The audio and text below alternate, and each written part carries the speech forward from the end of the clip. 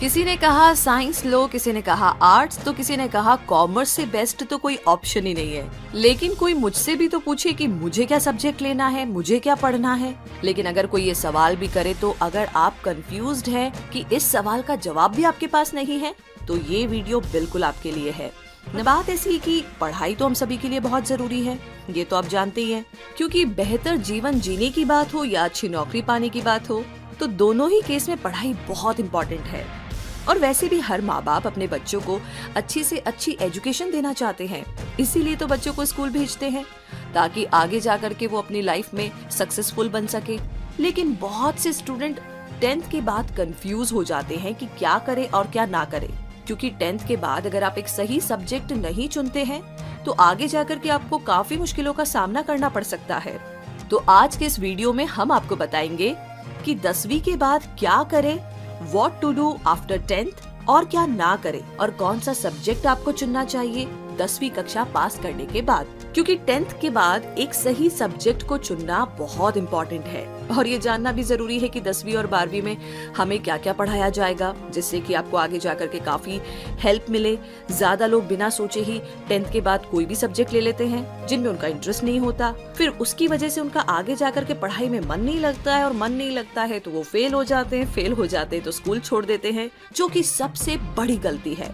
तो इसीलिए 10th के बाद एक सही सब्जेक्ट को चुनना बहुत इम्पोर्टेंट है एक अच्छा करियर बनाने के लिए। तो आइए जानते हैं कि हमें क्या 10th के बाद करना चाहिए, कौन सा सब्जेक्ट चूज करना चाहिए, साइंस, कॉमर्स या आर्ट्स, या फिर कुछ और। इसके साथ आपको ये भी जानने को मिलेगा कि आर्ट्स, कॉमर्स और साइंस में डिफरेंस क्या है और कौन सा सब्जेक्ट आपके लिए बेस्ट है।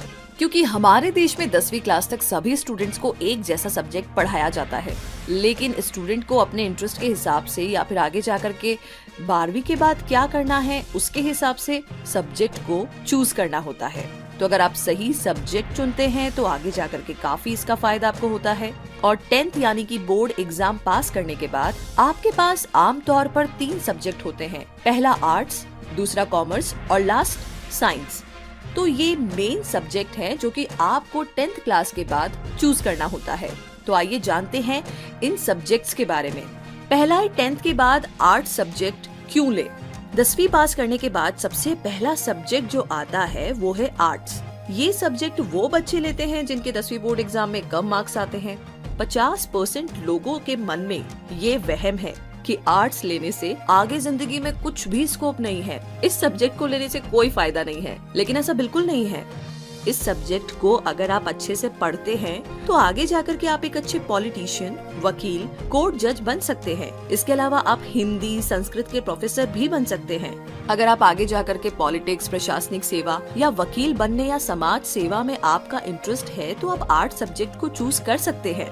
अब अगला सवाल कि आर्ट्स में क्या क्या सब्जेक्ट हैं। तो अगर आपको आर्ट्स सब्जेक्ट पसंद है और आप अपनी आगे की पढ़ाई आर्ट्स में करना चाहते हैं तो इससे पहले ना आपको ये पता होना चाहिए कि आपको इस आर्ट्स स्ट्रीम में कौन कौन से सब्जेक्ट मिलेंगे। चलिए जानते हैं। पहला है हिस्ट्री। आर्ट्स में सबसे पहला सब्जेक्ट जो आता है वो है हिस्ट्री, यानी कि इतिहास, जो कि थोड़ा सा बोरिंग है जिनका इंटरेस्ट नहीं है उनके लिए। लेकिन अगर आपको इसमें इंटरेस्ट है तो आप आर्ट्स स्ट्रीम का चुनाव कर सकते हैं। इसमें आपको पुराने समय के बारे में ज्यादा से ज्यादा नॉलेज मिलेगी और बहुत मजा भी आएगा। दूसरा है इंग्लिश। इस सब्जेक्ट में आपको इंग्लिश ग्रामर सिखाई जाती है, लिटरेचर है, बहुत सारी और भी चीजें। तो अगर आप अपनी इंग्लिश को इम्प्रूव करना चाहते हैं और साथ ही इस फील्ड में और आगे बढ़ना चाहते हैं तो आप इस सब्जेक्ट को चूज कर सकते हैं। तीसरा है ज्योग्राफी, जिसे हम भूगोल भी कहते हैं, और इसमें आपको पृथ्वी के बारे में ज्यादा जानकारी मिलेगी, जैसे कि भूकंप कैसे आता है, सुनामी इत्यादि। साइकोलॉजी। इस सब्जेक्ट के अंदर आपको मनुष्य के दिमाग और उसके बिहेवियर के बारे में काफी सारे रोचक तथ्य और काफी सारी स्टडीज जानने को मिलेगी। अगला है पॉलिटिकल साइंस। इस सब्जेक्ट के अंदर आपको भारत के गवर्नमेंट यानी कि सरकार से रिलेटेड काफी सारी चीजें पढ़ने को मिलेगी। इकोनॉमिक्स। इस सब्जेक्ट के अंदर आपको भारत की इकोनॉमिक्स यानी कि गुड्स एंड सर्विस सेल के बारे में ज्यादा जानकारी मिलेगी। संस्कृत। इस सब्जेक्ट में आपको संस्कृत भाषा सीखने को मिलेगी अगर आप संस्कृत भाषा सीखना चाहते हैं तो। अगला है सोशियोलॉजी। इस सब्जेक्ट के अंदर आपको सोसाइटी से रिलेटेड यानी कि समाज सेवा के बारे में काफी कुछ पढ़ाया जाएगा। अगला है फिलोसफी। इस सब्जेक्ट के अंदर आपको इंसान के बारे में बताया जाएगा कि लोग क्या सोचते हैं, कैसे स्ट्रेस फ्री रहे, कैसे खुश रहे, बहुत सारी और भी चीजें। तो ये सब आप समझ सकते हैं अगर आपने फिलोसफी की पढ़ाई की है तो ये तो थी आर्ट सब्जेक्ट की बात। और आगे 10th के बाद कॉमर्स सब्जेक्ट क्यों ले और क्या क्या करना चाहिए, तो आइए इस बारे में जानते हैं। आर्ट्स के बाद में जो दूसरा सब्जेक्ट आता है 10th पास करने के बाद, वो है कॉमर्स। इस सब्जेक्ट को आर्ट्स के मुकाबले में थोड़ी सी ज्यादा इम्पोर्टेंस दी जाती है। ऐसा इसलिए क्योंकि इस सब्जेक्ट को लेने के लिए आपको 10th क्लास में 60% के करीब होने चाहिए, तभी कुछ स्कूल आपको ये सब्जेक्ट देते हैं। और अगर आपको बैंकिंग में इंटरेस्ट है या फिर आप CA बनना चाहते हैं या फिर आगे जाकर के कंप्यूटर की पढ़ाई करनी है, तो ये सब्जेक्ट आपके लिए बेस्ट है।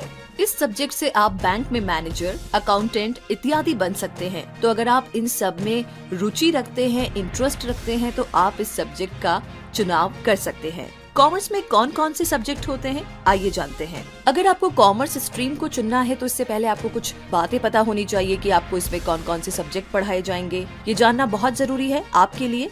आइए जानते हैं। पहला है अकाउंटेंसी। इस सब्जेक्ट के अंदर आपको हिसाब किताब सिखाया जाता है, जैसे कि बिजनेस, बैंक में पैसा जमा करना और निकालना आदि। इकोनॉमिक्स। इस सब्जेक्ट के अंदर आपको भारत की इकोनॉमिक्स यानी कि गुड्स एंड सर्विसेज और सेल के बारे में ज्यादा जानने को मिलेगा। तीसरा है बिजनेस स्टडीज। इस सब्जेक्ट के अंदर आपको बिजनेस के बारे में पढ़ाया जाता है कि कैसे बिजनेस करें और इसमें क्या क्या जरूरत है इत्यादि जैसी चीजों के बारे में बताया जाता है। मैथमेटिक्स। इस सब्जेक्ट में आपको मैथ सिखाई जाती है, जो कि आपको आगे जाकर के कई जगह काफी काम आने वाली है। इंग्लिश। इस सब्जेक्ट में आपको इंग्लिश ग्रामर सिखाई जाती है, जिससे कि आप अपनी अंग्रेजी को और अच्छा इम्प्रूव कर सकते हैं।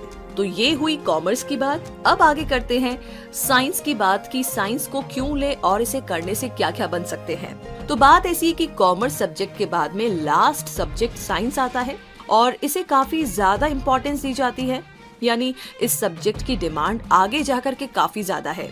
ये सब्जेक्ट वही बच्चे लेते हैं जो पढ़ाई में ज्यादा इंटेलिजेंट होते हैं, क्योंकि ये सब्जेक्ट पढ़ना थोड़ा मुश्किल है।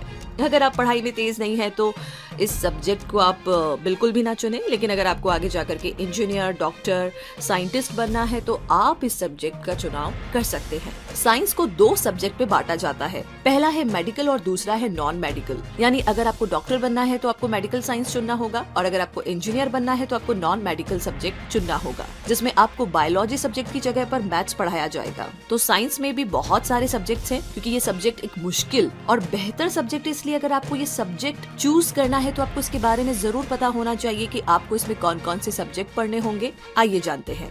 फिजिक्स। इस सब्जेक्ट के अंदर आपको पदार्थ, गति और ऊर्जा इत्यादि जैसे टॉपिक्स के बारे में जानने को मिलेगा। दूसरा है केमिस्ट्री। इस सब्जेक्ट के अंदर आपको रसायन विज्ञान के बारे में पढ़ने को मिलेगा, जैसे कि पानी, केमिकल, गैस जैसे पदार्थ के बारे में। तीसरा है बायोलॉजी। इस सब्जेक्ट के अंदर आपको जीव विज्ञान के बारे में जानने को मिलेगा, जैसे कि मानव शरीर, ऑर्गन्स कैसे बनते हैं, कैसे फंक्शन करते हैं, डिजीज, बहुत सारी और भी बातें। अगला है मैथमेटिक्स। इस सब्जेक्ट में आपको मैथ सिखाया जाता है, जो कि आपको आगे जाकर के कई जगह काफी काम आने वाली होती है। Computer science. इस सब्जेक्ट के अंदर आपको कंप्यूटर के बारे में पढ़ाया जाएगा कि कंप्यूटर क्या है, सॉफ्टवेयर कैसे बनते हैं, इंटरनेट इत्यादि। अगला है बायोटेक्नोलॉजी। इस सब्जेक्ट के अंदर आपको बायोटेक्नोलॉजी के बारे में पढ़ाया जाता है, जैसे कि बायोलॉजिकल सिस्टम, लिविंग ऑर्गेनिज्म इत्यादि। और अगर अब आगे बात करें 10th के बाद डिप्लोमा कोर्स की, तो अगर आप 10वीं क्लास के बाद स्कूल नहीं जाना चाहते हैं और इसकी जगह पर कोर्स या प्रोफेशनल कोर्स या डिप्लोमा कोर्स करके एक अच्छी जॉब करना चाहते हैं, तो आप ये कर सकते हैं। 10th क्लास के बाद बहुत से इंस्टीट्यूट है जो आपको डिप्लोमा करवाते हैं अलग अलग चीजों में, जो कि आपको जॉब दिलाने में काफी हेल्प करते हैं। आइए जान लेते हैं कि आप 10वीं क्लास पास करने के बाद डिप्लोमा किन सब्जेक्ट्स में कर सकते हैं। पहला है 10th के बाद पॉलिटेक्निक में डिप्लोमा कर सकते हैं। जी हाँ, 10वीं क्लास पास करने के बाद अगर आप स्कूल नहीं जाना चाहते, डायरेक्ट कॉलेज करना चाहते हैं, तो पॉलिटेक्निक आपके लिए काफी अच्छा ऑप्शन है। ये एक इंस्टीट्यूट है जो कि आपको डिप्लोमा करवाते हैं, जैसे कि fashion designing, computer hardware, automobile, electronic engineering, mechanical engineering इत्यादि जैसे कई सब्जेक्ट में आपको डिप्लोमा करवाते हैं और इसके बाद डायरेक्ट जॉब भी कर सकते हैं या फिर आप बैचलर डिग्री की पढ़ाई भी कर सकते हैं इसके बाद। दूसरा है 10th के बाद ITI में डिप्लोमा कर सकते हैं। जी हाँ, अगर आप पॉलिटेक्निक नहीं करना चाहते हैं तो एक और ऑप्शन है, 10th के बाद में आप ITI कर सकते हैं। ये एक इंडस्ट्रियल ट्रेनिंग इंस्टीट्यूट है जहाँ पर आपको अलग अलग चीजों में कोर्स करवाए जाते हैं जिससे कि आप आसानी से जॉब पा सकते हैं। तो बस अब आपके पास काफी सारे ऑप्शंस हैं, आप सुनिए सबकी लेकिन करिए अपने मन की, क्योंकि आपके अंदर से जो जवाब आएगा इन सारी इन्फॉर्मेशन को सुनने और जानने पहचानने के बाद, आई थिंक वो डिसीजन आपके लिए बेस्ट होगा। तो बस अपना डिसीजन लीजिए और इसी के साथ बहुत सारी शुभकामनाएं आपके साथ है। तो उम्मीद करते हैं कि आज का हमारा ये वीडियो आपके लिए बहुत ही यूजफुल और हेल्पफुल रहेगा। अगर ये वीडियो आपको पसंद आया है तो इस वीडियो को लाइक कीजिए, शेयर कीजिए, चैनल को सब्सक्राइब कीजिए और हमारे लेटेस्ट वीडियो को देखने के लिए इस बेल आइकन को प्रेस करना ना भूले। इस वीडियो को देखने के लिए बहुत सारा धन्यवाद।